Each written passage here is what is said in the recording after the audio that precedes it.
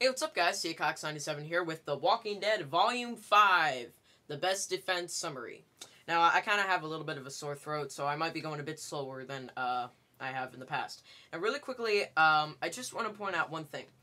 In The Walking Dead, there are plenty of shocking moments that audiences, readers don't expect is going to happen. Well, I've read through the entire series, all 83 comic books, about like 3 times or so, the entire way through. And there are 3 moments in the series, 3 most shocking moments that I've found. One of them happens in this volume. I'm not sure if we'll get to it in part 1 or part 2. It's a little over halfway through, so we probably will get to it right away in part 2.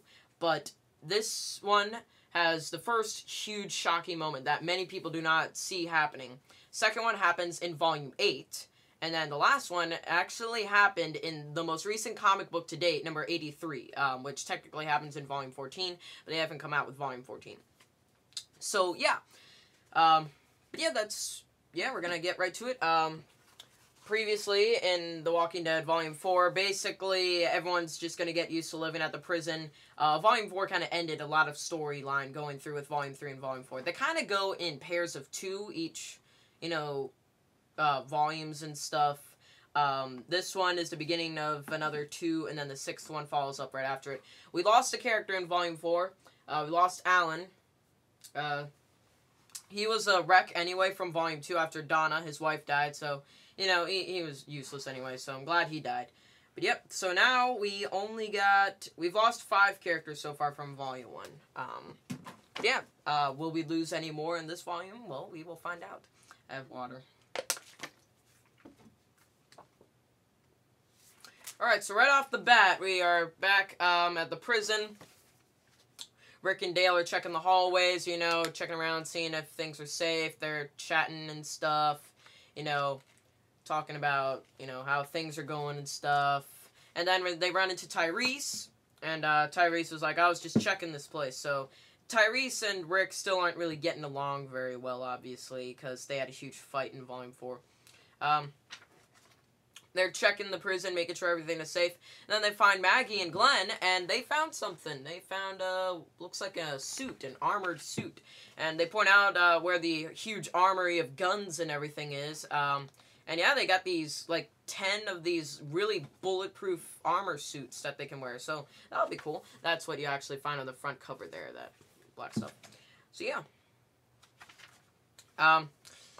Carol is grabbing books from the library, chatting it up with Lori. Everyone's kind of getting along, sort of. Trying to get over the last week. It was a crazy week for them. Carol is still very ashamed over what she did in Volume 4 when she tried to kill herself over Tyrese leaving her. She's ashamed of that.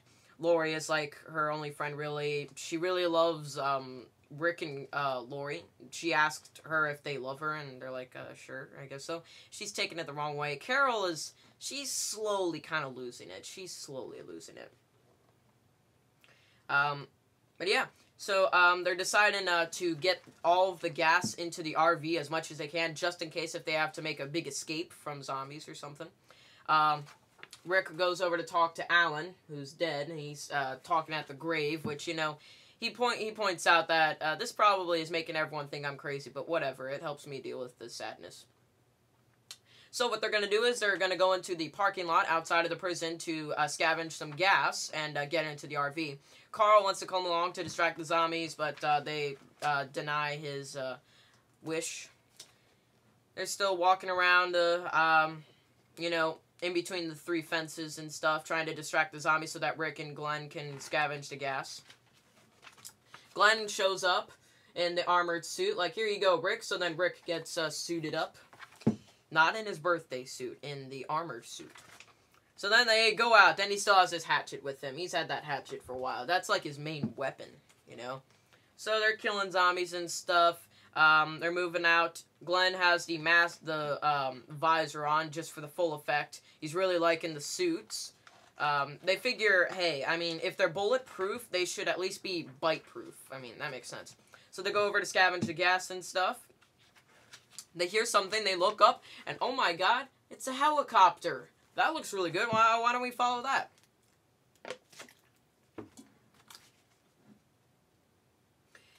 They turn around, they fight a couple more zombies, you know, punch them off and stuff, and uh-oh, crap. They look back, the helicopter's crashing. That's not good. So Rick goes over to, find out what happened. Glenn stays there to watch where the helicopter crashed so that, Rick is going back to the prison to tell everyone what happened. He goes back, it's like, hey, we found a helicopter, we're gonna go check it out, and Michonne shows up with her ninja sword, her katana, and they're like, how'd you find it? And she's like, dude, it was really easy to find. It was in Dale's RV. I mean, come on. So Michonne's coming along with Glenn and Rick. They hop in a car, and they're going to go drive off to where it was. It was about maybe a mile away or so, maybe a little more. It was a good couple of miles away. So they're heading out. Carol and Lori are getting along pretty well. You know, stuff like that. They're driving along.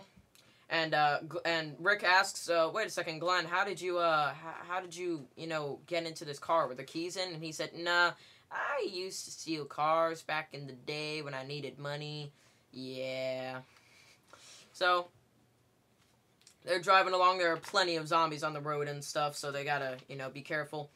They stop, and it looks like the road ain't going the way where they want to go. So they have to drive across the grass. Glenn isn't the most calm driver. He's a bit reckless. And then, crap, frick. The car got stuck in the mud, so now they're continuing on foot. Dale and Andrea, back at the prison, are talking with Ben and Billy, saying, we're going to take care of you now. And then they ask, so does this make you our mommy and daddy? And so then they're just like, if you want us to, sure. But it's kind of sad because they lost their parents and their little kids. So they're moving along in the forest. Michonne is kicking killing every single zombie that she sees. She basically points out that even if you can't see the zombies, they know we're here.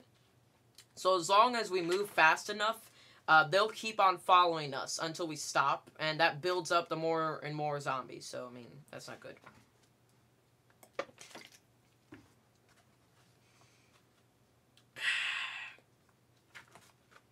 They're getting closer and closer. Lori is freaking out and stuff because of Rick leaving her again. She's, you know, hormones and stuff from being pregnant. Carol is talking with her, and she asks her a question. Carol wants to marry Lori. She wants to marry Lori, and Lori is like, what? And Carol points out, well, I really like you and Rick, and I think we could, you know, stay together and take care of Carl and Sophia and the new baby. We could all be together. It's a little crazy. They find the helicopter, but they look around. There's no one there. But they find a whole frickin' footprints. So, then, that basically tells them that someone was closer than they were to the helicopter. Dun dun dun.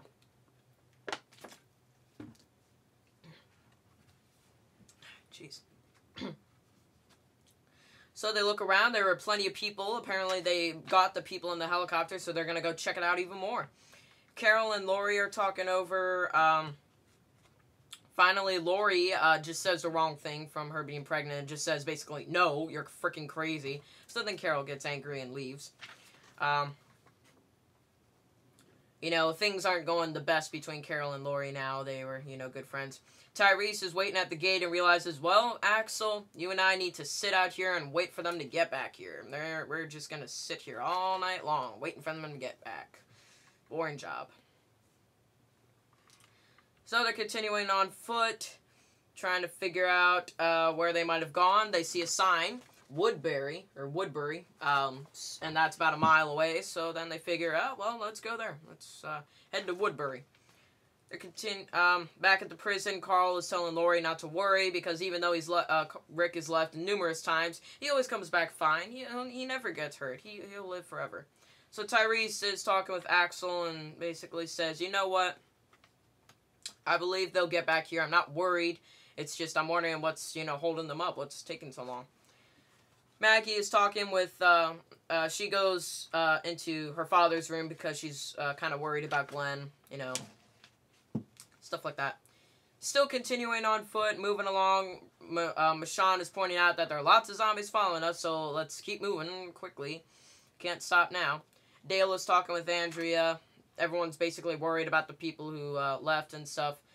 Dale is still talking with Andrea about maybe leaving soon, but they don't want to leave anytime soon. So, I mean, Still lots of that kind of stuff. Rick is talking with Michonne and Glenn and is pointing out that, you know, well, basically, he talks about Morgan and Dwayne. If you guys remember Morgan and Dwayne from the first volume, he's kind of wondering if they're okay. Because, well, if you remember, they kind of saved his life, and we haven't seen them since, Morgan and Dwayne. So that's interesting. We haven't really heard from them in a while. Wonder what happened to them. So our characters are still continuing. Then they get attacked by zombies, but then all of a sudden a whole bunch of guns save them. Blah, blah, blah, blah, blah, blah, blah, blah. And then, hello, they made it to Woodbury. Alright, so people grab them and stuff and say, hey, follow us if you want to live. So then they get behind this wall. Huge place. It's a huge community. And there's this guy, Martinez. And he was the guy who saved him, like the leader of the army guys. But then the actual leader of the whole entire community, this guy, he walks over and says, hello, I am the governor. And he's got his little second-in-command guy next to him. And basically, like, here, let's show you around the prison. Well, basically what happened was this was a guard station for, you know, the army. But then it got overrun, so then we fixed it up. But then, we walk over to what looks like a baseball stadium, and hello, what the frick is this? They got zombies? What do they have zombies in there for? And, the governor points out that, well, in order to keep all of the people in this community from going crazy, we need entertainment. So, we bring them entertainment. We get 2 fighters into the ring, they fight each other, and yeah, so we stage fights. That's not the greatest. And plus they got zombies right in there. That's not very safe. And they feed the zombies, you know, to keep them calm. So then Rick asks, well, wait a second, what are you feeding them? Well, stranger, we're feeding them strangers. So that's what happened to the helicopter people. Basically, they grabbed the remaining survivors, brought them here, chopped them up, and fed them to the zombies. Crap, this is not a good place. So immediately they point guns at them. It's like, alright, and you guys are our next meal for the zombies, basically. You know, the governor talks over his, you know, plan and stuff. He's trying to keep things together. It's still very evil. Everyone's kind of crazy here. Here are the fighters heading out to fight each other.